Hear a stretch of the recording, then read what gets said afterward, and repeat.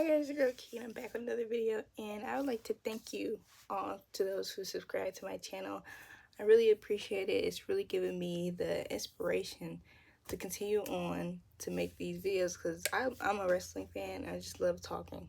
I'm a yapper, natural yapper. So thank you again. Please continue to support and subscribe. And I would like to see you guys in the comments, even if you just say hi, hello. I would love to see you in the comments. Now today, we're going to be getting into the Raw Women's Division. Now, Becky Lynch has gone on a little bit of a vacation, to say. So, I think a lot of people are wondering how will the Raw division stand, Women's Division. But the thing is, I would say that they don't necessarily need Becky Lynch. All they need is, they really need Rhea Ripley. Because beforehand, when I was thinking about Raw, Monday Night Raw, the person that I was thinking about on the Raw Women's Division would be either Nia Jax or Rhea Ripley. And since Nia Jax is on SmackDown, all we have is Rhea Ripley. And I think Rhea Ripley has enough to hold on a show on her own, so she doesn't need Becky Lynch. The thing is, the WWE has kind of put themselves into a bit of a hole when it comes to the women because they don't give them any storylines. They'll just give them rivalries. And now with the whole Liv Morgan revenge tour, I think that's more so to any storyline that really is like, okay, very interesting, important, like, and we're willing to see it. So I think they're giving them that. But I think they need to add a little bit more storyline. Now, the thing is, they have a good thing going with their tag team division, and that's very important. The tag team division for the women it has to be like, it's kind of like the backbone, because there's the backbone that kind of holds it, and then there's the front runners.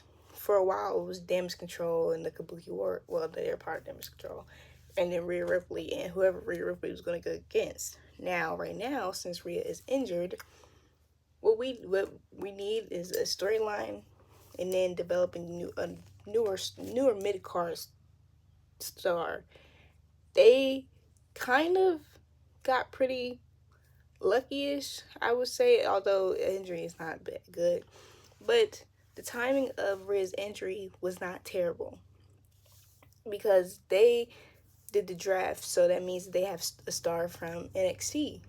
Stars from NXT, and that really can help them out a lot. All they have to do is make a storyline or whatever they need to do and have these stars from NXT because people know them, people already like them, especially Lyra Valkyria. She's found a fan in me when she went against Nia Jax for the Queen of the Ring, because somebody that can hold their own and not look like they're getting squashed by a bigger opponent is so important. It's one of the skills that you need as a wrestler, and she has that, and I see why they called her up.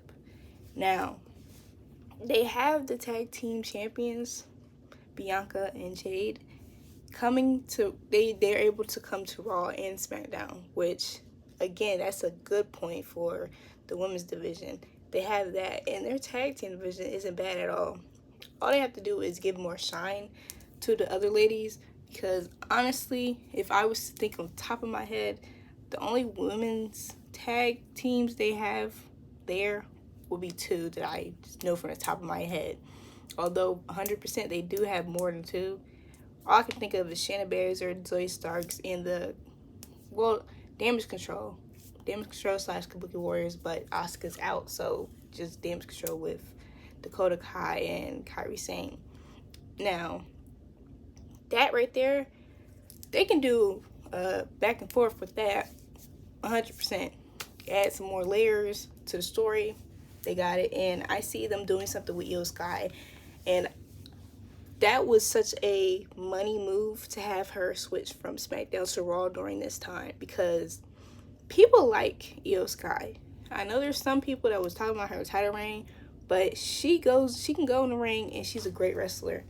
And I think she's tired. She's tired of being, pushed aside now since she lost her belt. And now you add that into the story, you have yourself an opponent for Liv Morgan while Rhea is at home recuperating. The Raw Women's Division is not in a terrible spot because Becky Lynch is gone. Now understanding and seeing the events fold out, I did not like the fact that Becky Lynch won that battle royale, but it was needed. It was needed because you needed to fill in the spot for Saudi Arabia, and I understand them not really necessarily knowing where to go with that, because it's obvious that they were going to try to do a storyline with with Liv Morgan and Rhea Ripley, but Rhea got injured. So putting it to a horsewoman, they do a little feud, it uplifts that stocks, and it makes you kind of wonder who is actually going to win this feud. Because honestly, I was thinking kind of like a squash match. Not necessarily a squash match because Liv has talent and she can wrestle, but she's no Rhea Ripley. And now I'm just a fan of Rhea. Sorry. But now since you have to wait for it, that kind of gives a lot of time for the other women. And I'm actually pretty excited to see what they're going to do.